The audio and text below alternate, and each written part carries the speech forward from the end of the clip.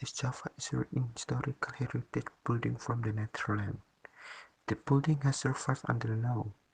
One of them is Balai Pemuda.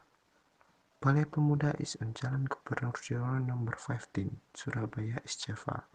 The building has now become a center of cultural creativity.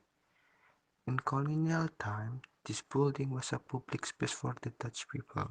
In the building, they formed a group of Dutch people called the Simpang Sociedad.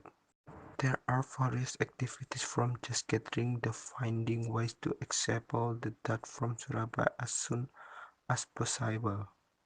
In 1957, the building was renamed Balai Pemuda to foster a sense of nationalism. The new thing is the underpass built under Balai Pemuda with the aim the young people there perform cultural performance.